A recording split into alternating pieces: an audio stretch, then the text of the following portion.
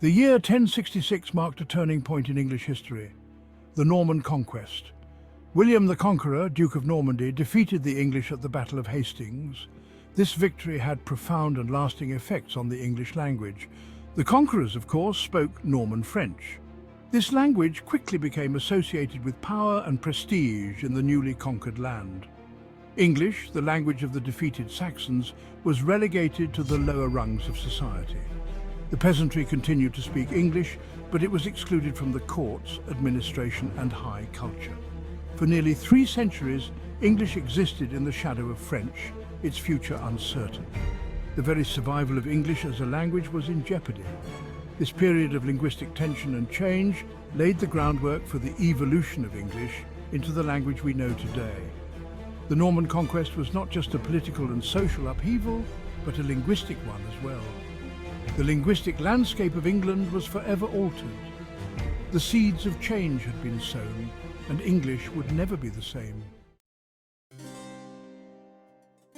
The Norman Conquest ushered in an era of linguistic hierarchy, fundamentally altering the linguistic landscape of England. Latin, the language of scholarship and the church, held a position of supreme authority.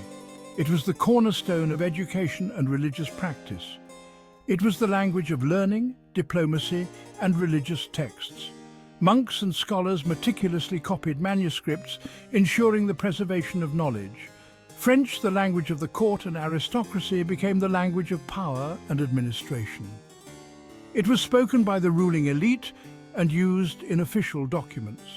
English, once the language of government and literature, was pushed to the margins. It was relegated to the status of a vernacular language spoken by the common folk.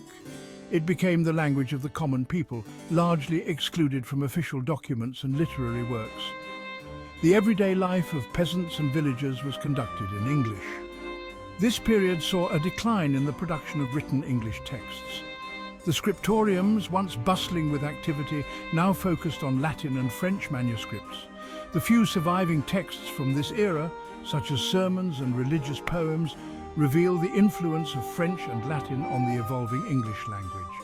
These texts are a testament to the linguistic blending that was taking place. French loanwords began to appear in English vocabulary, particularly in areas like law, government, and the military. Terms related to justice, administration, and warfare were borrowed from French. Latin, with its more formal register, influenced English syntax and grammar. The structure of sentences and the use of certain grammatical forms were shaped by Latin conventions. The dominance of Latin and French had a profound impact on the development of English. Scholars and clerics often debated in Latin, while French was used in the courts and among the nobility. It pushed English to adapt and evolve, setting the stage for the emergence of a new hybrid language. This period of linguistic transformation was crucial in shaping the future of English. This linguistic fusion would eventually give rise to Middle English, a language that bore the imprint of both its anglo-saxon roots and its Norman French influence. Middle English became the foundation for the rich and diverse language we know today. During the Middle Ages, England was not a land of linguistic uniformity. A patchwork of regional dialects flourished across the country, each with its own distinct pronunciation, vocabulary, and grammar. The Northumbrian dialect, spoken in the north of England, bore the mark of Viking influence. The southern dialect, spoken in the south, retained elements of Old English. The West Saxon dialect, spoken in the southwest, evolved in relative isolation. These dialects often differed significantly from one another, posing challenges to communication and national unity. A speaker from Yorkshire might struggle to understand a speaker from Kent. This linguistic diversity was a reflection of the country's fragmented political and social landscape. The lack of a centralized authority and the limited mobility of the population allowed regional dialects to flourish. These dialects were not static entities, but rather dynamic systems of communication that changed over time. They interacted with one another, borrowing words and grammatical structures. This linguistic cross-pollination enriched the English language, contributing to its diversity and adaptability.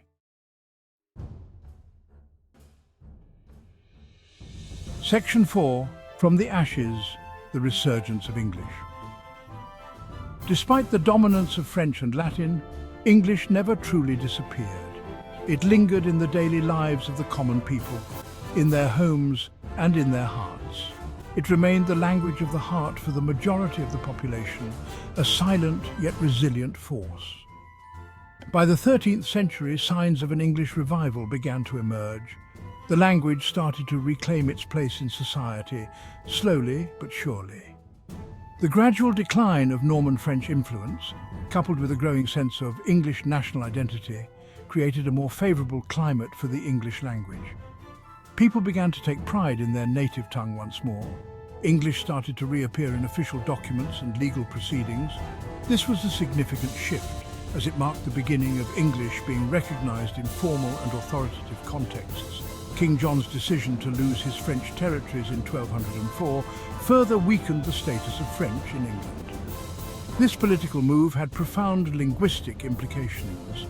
English literature experienced a resurgence, with writers like Geoffrey Chaucer and William Langland choosing to write in their native tongue. Their works became cornerstones of English literary heritage.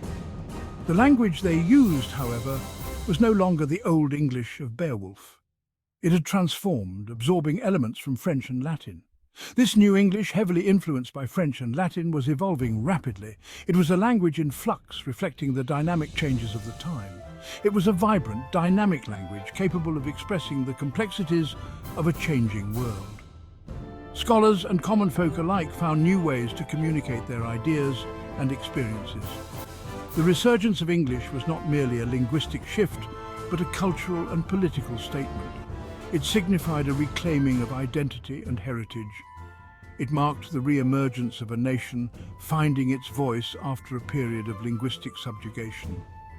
The revival of English was a testament to the enduring spirit of the people, a revival that would shape the future of England.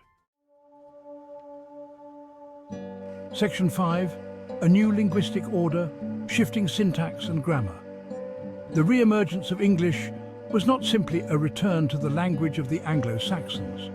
The language that emerged from the shadow of French and Latin had undergone significant transformations. One of the most notable changes was in the realm of syntax and grammar. Old English, with its relatively free word order, gave way to a more fixed word order in Middle English. This shift was likely influenced by French, which had a more rigid sentence structure. The use of prepositions became more common, replacing the inflectional endings of Old English. For example, instead of saying "say man," the man, in the nominative case, and "thone man," the man, in the accusative case, Middle English speakers used the man for both, relying on word order to indicate grammatical function.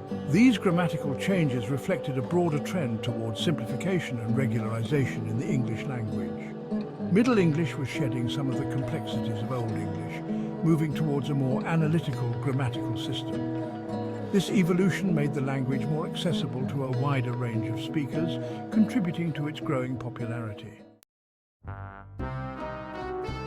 Section 6. Farewell to inflections, the loss of case endings.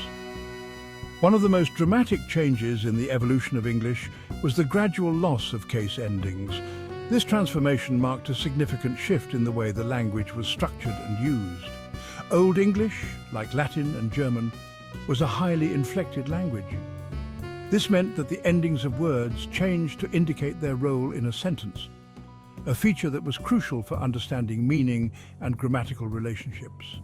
This meant that nouns, pronouns, and adjectives changed their endings depending on their grammatical function in a sentence. For instance, the endings would vary to show whether a word was the subject, object, or possessor. For example, the word stan, stone, could take on different forms depending on whether it was the subject of the sentence, stan, the object of the sentence, stan, or the possessor, stains. This system of inflections was complex but allowed for a rich expression of ideas. Over time, these inflectional endings began to erode. The reasons for this erosion are multifaceted, involving social, cultural, and linguistic factors. This process of simplification was likely accelerated by contact with Old Norse, a language spoken by Viking settlers that had a simpler system of inflections. The interaction between Old English and Old Norse speakers led to a blending of linguistic features. By the end of the Middle English period, most of these case endings had disappeared. The language had undergone a significant transformation, moving away from its heavily inflected roots. English had shifted from a synthetic language, where grammatical relationships were indicated by inflections, to a more analytical language, where word order and prepositions played a more prominent role. The shift made the language more straightforward in some ways, but also required new methods to convey meaning. This loss of inflections had a profound impact on the structure and rhythm of the English language. The change influenced not only grammar, but also the way sentences were constructed and understood. It paved the way for the emergence of a more flexible and adaptable language, capable of expressing a wider range of nuances and meanings. This adaptability has allowed English to evolve continuously, incorporating elements from other languages and cultures and becoming a global lingua franca. Today, the English language's flexibility and adaptability are among its greatest strengths, enabling it to thrive in a diverse and interconnected world. The loss of case endings, while a significant change, ultimately contributed to the dynamic and versatile nature of modern English.